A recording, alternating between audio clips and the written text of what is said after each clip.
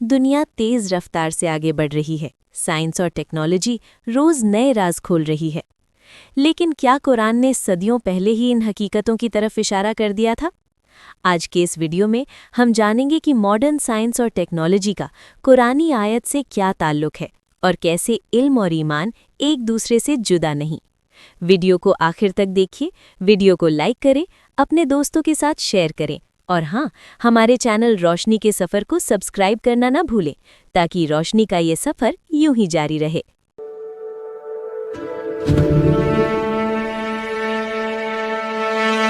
तो कुरान और जदीद साइंस ये एक ऐसा मौजू है ना जिस पर हमेशा से ही बात होती आई है। इस जायजे में हम ये देखेंगे कि मुख्तलिफ ज़राए इन दोनों के दरमियान आखिर क्या ताल्लुक बताते हैं और क्या दलाइल पेश करते हैं। और देखें, यहीं से वो सबसे बड़ा सवाल उठता है, क्या ये मुमकिन है कि एक ऐसी किताब जो 1400 साल पुरानी हो, उसमें ऐसी मालूमात हों जो आज की जदीद साइंसी दरियाफ्तों से मुताबिकत रखती हों? यही वो सवाल है जिसके गिर्द ये सारी गुफ्तगू घूमती है। अच्छा, इन दलाइल में जाने से पहले ना एक बात समझना बहुत ज़रूरी है, और ये बात तकरीबन सभी ज़राए कहते हैं। वो ये कि कुरान खुद को साइंस की किताब नहीं कहता, बल्कि एक किताब हिदायत कहता है, यानी इसका बुनियादी मकसद इंसान की रहनुमाई करना है। तो इसी बात को जहन में रखते हुए आइए इन मिसालों को देखते हैं जो पेश की जाती हैं। तो चलिए शुरुआत करते हैं कायनात से।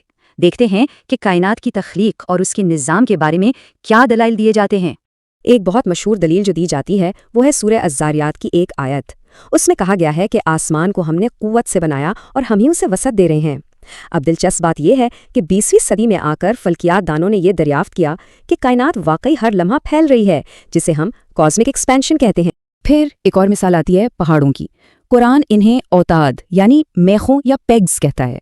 आज की जियोलॉजी हमें बताती है कि पहाड़ का जितना हिस्सा हमें ज़मीन के ऊपर नज़र आता है ना, उससे कई गुना ज़्यादा उसकी जड़ें ज़मीन के अंदर गहरी होती हैं, और ये जड़ें ज़मीन की ऊपरी तह को यानी क्रस्ट को मजबूती से पकड़े रखती हैं, बिल्कुल एक मेख की तरह। अच्छा, आसमान के बारे में भी एक नुक्ता उठाया जाता है। कुरान में जिक्र है कि आसमान को ऐसे स्तूनों के बगैर बुलंद किया गया है जो नजर आएं। ज़राए इसकी तशरीह यूं करते हैं कि ये शायद कशिश सकल यानी ग्रेविटी जैसे अनदेखे कुदरती कवानीन की तरफ इशारा है जो तमाम सैयारों और सितारों को अपनी जगह पर थामे हुए है। चलें अब कायनात से ज़रा नीचे आते हैं, ज़मीन पर ज़िंदगी की तरफ। यहाँ हयातियात यानी बायोलॉजी और नबातियात यानी बॉटनी से मुताल्लिक कुछ बहुत दिलचस्प नुकात पेश किए जाते हैं। तो सबसे पहली और बुनियादी बात जो कही जाती है वो ये कि हर जानदार चीज़ पानी से बनी है। आज तो हम सब जानते हैं कि ये एक साइंसी हकीकत है। जिंदगी के लिए पानी ज़रूरी है और हमारे जिस्म के हर खुलिये का बड़ा हिस्सा पानी ही है। लेकिन ज़राए इस बात पर जोर देते हैं कि ये बात अरब के सहरा में 1400 साल पहले कही गई। फिर जानवरों की दुनिया, ये भी इस बहस का एक बहुत अहम हिस्सा है। कुरान का कहना है कि ज़मीन पर चलने वाले जानवर और हवा में उड़ने वाले परिंदे भी इंसानों की तरह ही उम्मतें हैं, यानी कम्युनिटीज़। इसकी मिसाल में ज़राए चूंटियों का जिक्र करते हैं जिनके माशरों में बाकायदा काम की तकसीम होती है और वो अपने मुर्दों को दफन भी करती हैं। अच्छा, शहद की मक्खियों की मिसाल तो और भी ज़्यादा दिलचस्प है। कुरान में जब काम करने वाली मक्खी को हुक्म दिया जाता है तो अरबी ज़बान का मुअन्नस यानी फेमिनिन सीगा इस्तेमाल होता है, और जदीद साइंस ने यह साबित किया है कि छत्ते के सारे काम जैसे खुराक जमा करना और शहद बनाना ये सब मादा मक्खियाँ यानी वर्कर बीज ही करती हैं।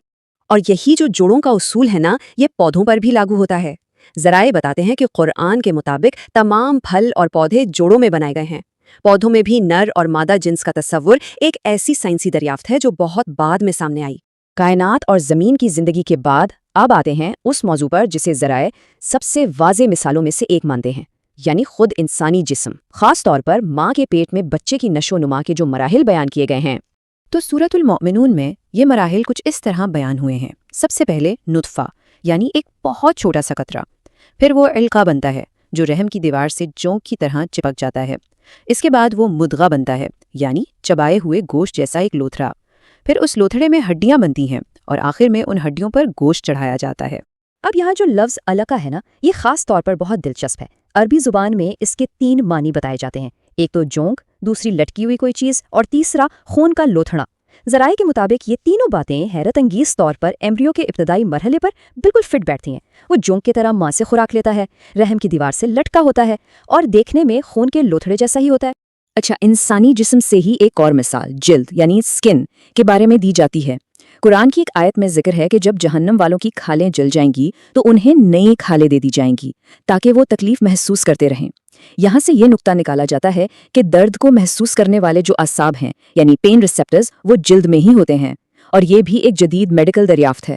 اور پھر فنگر پرنٹس، ان کا ذکر بھی اسی حوالے سے کیا جاتا ہے۔ جب قرآن میں دوبارہ زندہ کیے جانے پر شک کرنے والوں کو جواب دیا جاتا ہے تو کہا جاتا ہے کہ اللہ نہ صرف گلی سڑی ہڈیوں کو اکٹھا کر سکتا ہے بلکہ انگلیوں کی پوروں تک کو بالکل ویسا ہی بنا سکتا ہے۔ ان پوروں کی انفرادیت یعنی ہر انسان کے فنگر پرنٹس کا مختلف ہونا، اس کی سائنسی تصدیق تو 19ویں صدی میں فورینسک سائنس نے کی۔ ان ساری مثالوں میں جو ایک بات بار بار زور دے کے کہی جاتی ہے وہ ہے وقت کا فاصلہ۔ یہ ساری باتیں 1400 سال پرانی ہیں۔ یہ ایک ایسے دور میں بیان کی گئیں جب ان کی تصدیق کے لیے نہ تو مائکروسکوپ تھا، نہ ٹیلیسکوپ، اور نہ ہی جدید میڈیکل سائنس تھی۔ تو پھر ان تمام دلائل کا آخر مطلب کیا ہے؟ کیا مقصد یہ ہے کہ قرآن کو ایک سائنس کی کتاب ثابت کیا جائے؟ چلیں واپس اپنے پہلے نقطے پر چلتے ہیں۔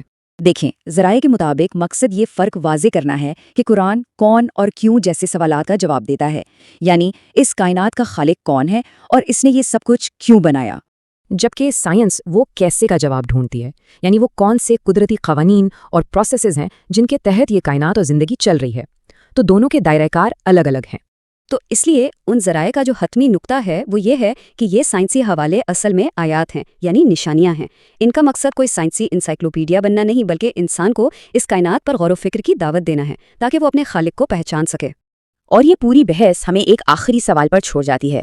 ان تشریحات سے کوئی اتفاق کرے یا نہ کرے، لیکن یہ سوچنے کی بات ضرور ہے کہ قدیم مقدس متن میں آخر فطرت کی دنیا کے بارے میں ایسی نشانیوں کا اصل مقصد کیا ہو سکتا ہے۔